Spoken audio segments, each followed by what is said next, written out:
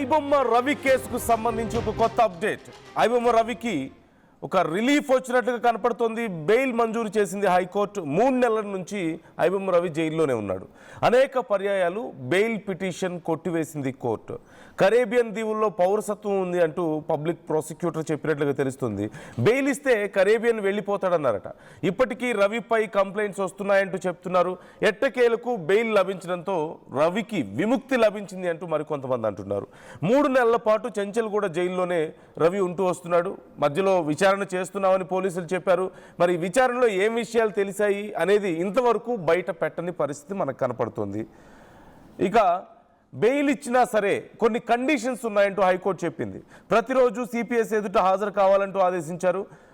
దేశం విడిచి వెళ్ళకూడదంటూ చెప్పారు. పోలీసులకు పాస్పోర్ట్ అప్పగించాలంటూ కూడా ఆదేశాలు జారీ చేసినట్లుగా తెలుస్తుంది. పైరసీల విషయంలో గత నవంబర్ 16న రవి అరెస్ట్ అవ్వడం మనకి తెలిసిన విషయమే.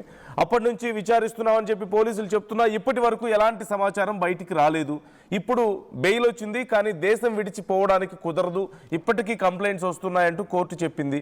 ఈ నేపథ్యంలో ఇంకా ఏమేం కండిషన్స్ ఉన్నాయి, అలాగే ఐబొమ్మ రవి బయటికి రావడం అనే విషయం ఇంపాక్ట్ ఎలా ఉండబోతుంది? ఎందుకంటే చాలా పెద్ద ఎత్తున పబ్లిక్ నుంచి ఐబొమ్మ రవికి మద్దతు లభించడం మనం చూసాం.